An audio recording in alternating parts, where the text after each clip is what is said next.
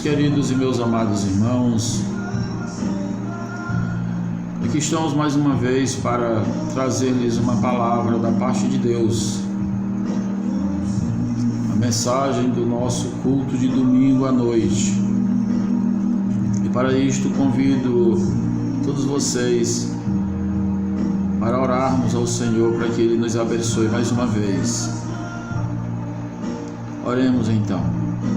Senhor Deus, nosso Pai que está no céu, te louvamos pela tua bondade e a tua rica misericórdia. Aqui, Senhor, estou, os teus servos, os teus filhos em seus lares, para assim cultuar a ti, te louvar, te bendizer e te exaltar. Abençoa-nos mais uma vez nesta noite. Te pedimos, fala conosco, Pai, em nome de Jesus. Fala com os teus servos aonde quer que esteja, em nome de Jesus. Amém. Meus queridos, vamos ler a palavra de Deus. Abra a sua Bíblia, pegue a sua Bíblia aí agora, chame a sua família e ouçam a palavra de Deus. Nós vamos ler em Atos dos Apóstolos, capítulo de número 3, e nós vamos ler o versículo de número 12 e o versículo de número 13, que diz: E quando Pedro viu isto, disse ao povo: Varões israelitas, porque vos maravilhais disto? Ou porque olhais para nós como se por nossa própria virtude ou santidade fizéssemos andar este homem? O versículo 13 diz: O Deus de Abraão, o Deus de Isaque e o Deus de Jacó, o Deus de nossos pais, glorificou a seu Filho Jesus, a quem vós entregastes, e perante a face de Pilatos negastes, tendo ele determinado que fosse solto. Amém. Graças a Deus. Queridos irmãos, o capítulo 3 de Atos dos Apóstolos nos narra um episódio muito interessante e muito edificante. O apóstolo Pedro, após o Pentecoste, após ele ser revestido do poder do alto, enviado por Jesus, após o Espírito de Deus entrar na vida dele, dar ousadia e mudar algumas das virtudes de Pedro, a Bíblia nos narra que ao irem ao templo, Pedro e João, eles foram orar, eles foram ao templo, a hora da oração, e esta era a hora 9. E quando eles iam entrando ali no templo, na porta principal do templo, estava um coxo, e ele estava ali pedindo esmola. Pedro não era um homem rico, João também não. Eles não andavam com dinheiro ali, mas aquele coxo parou aqueles dois servos de Deus e pediu uma esmola, diz a Bíblia.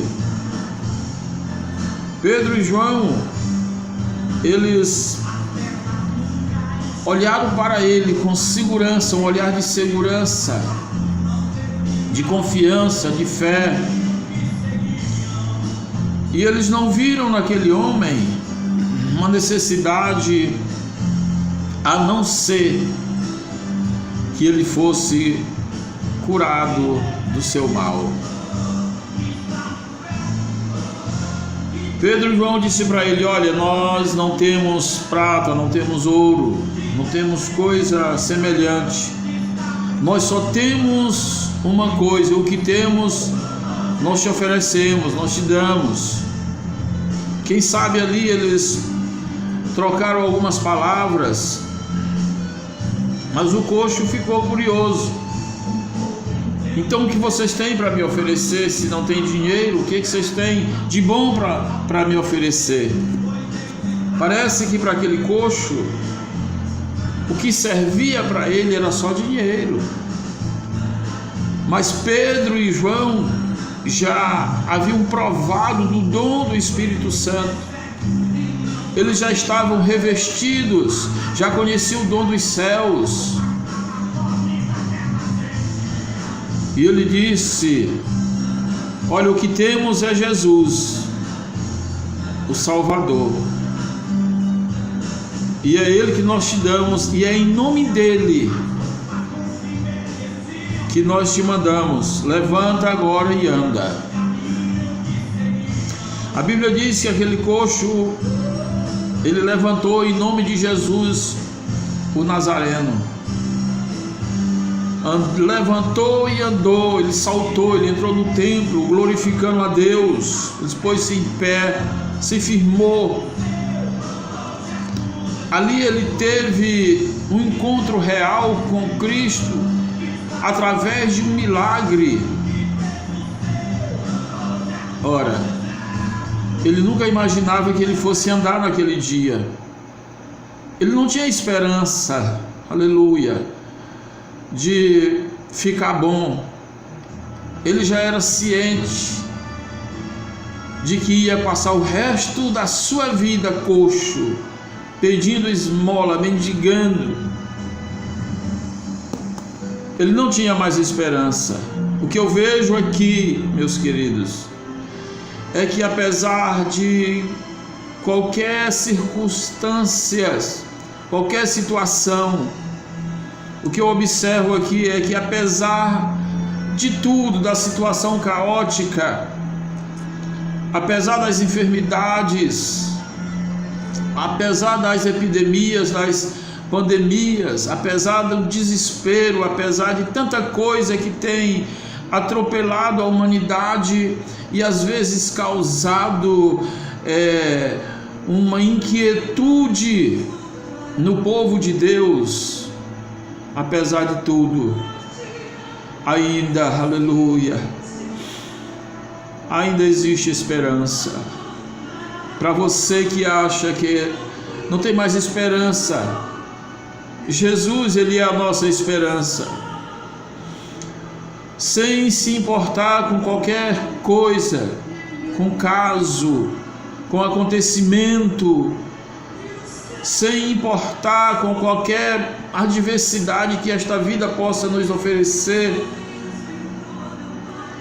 Mas apesar de tudo isso, apesar desta situação que você vive aí agora, talvez desiludido, desesperado, talvez sem paz no coração, apesar de tudo isso, eu quero te dizer nesta noite que Jesus é a tua esperança, Ele é a nossa esperança, Ele é a esperança para o desesperado. Aleluia, glória a Deus. Apesar da situação, ainda há esperança. A nossa esperança é Jesus, saiba disto. A Bíblia diz que aqueles que confiam no Senhor é como um monte de Sião, que não se abala, mas permanece firme para sempre. E Jesus diz que se estivermos no nome dEle reunidos, Ele está em nosso meio. Ele é a nossa esperança, querido. Ele é a nossa esperança. Mas o povo ficaram olhando para Pedro como se eles fossem deuses. Então a Bíblia diz aqui Quando Pedro viu isso, disse ao povo: varões israelitas, por que vos maravilhais disto? Ou porque olhais tanto para nós, como se por nossa própria virtude ou santidade fizéssemos andar este homem? Pedro disse: olha, não foi nós apenas clamamos, porque nós sabemos que a esperança deste coxo estava em Jesus. Não foi nós não temos condições nenhuma a não ser clamar ao Deus dos céus. Como se alguém perguntasse: então o que aconteceu, quem foi? E Pedro disse: o Deus de Abraão, de Isaac e de Jacó, o Deus de nossos pais, glorificou a seu Filho Jesus, a quem vos entregaste, a quem vós entregastes, e perante a face de Pilatos negastes. Vocês negaram Jesus. Quem fez isso foi aquele que vocês negaram, que vocês abandonaram, que vocês crucificaram, que vocês mataram pendurado em uma cruz. Em nome dele, Jesus, Deus glorificou a Jesus, Deus ressuscitou a Jesus. Vocês negastes o santo, o justo, e pedistes que vos desse um homicida, pois é em nome dele que este coxo andou. Queridos, Pedro pregou um sermão tremendo ali, uma coisa extraordinária, que quando a gente para analisar, a gente fica maravilhado, a gente sente a graça de Deus, a presença de Deus, a gente sente o amor de Deus na nossa vida. Mas observe que no versículo de número 17 ele diz: e agora, irmãos, seus patriotas, eu sei que o fizeste por ignorância, como também os vossos príncipes, mas Deus assim cumpriu o que já dantes pela boca de todos os seus profetas havia anunciado, que o Cristo havia de padecer. No versículo 19 ele diz: arrependei-vos, pois, e convertei-vos, para que sejam apagados vossos pecados. Olha que mensagem maravilhosa. O coxo achava que não tinha esperança para ele. Depois que Pedro começa a pregar esse sermão, esse pessoal aqui talvez achava que não tivesse esperança mais para eles, esperança de salvação, de vida eterna. Mas Pedro chegou com uma mensagem certa, na hora certa. Ele disse: o que vocês precisam fazer é se arrepender, é se converter, para que os vossos pecados sejam apagados e venham assim os tempos do refrigério pela presença do Senhor. A presença do Senhor, para aqueles que se convertem, ela é real. A presença do Senhor, ela é perceptível, ela é verdade em nossa vida, na vida de todos aqueles que se convertem. Deus não se ausenta da vida de um convertido. Deus não se ausenta da sua vida. Você acha que Ele está longe de você? Não, Ele está pertinho. Às vezes você tem imaginado: meu Deus, a minha consciência está pesada, eu preciso de perdão, eu preciso de salvação, eu preciso de Jesus na minha vida. Saiba que quando você reconhece, quando você acredita, você crê, você tem fé, Ele passa a morar em você. Quando você se converte,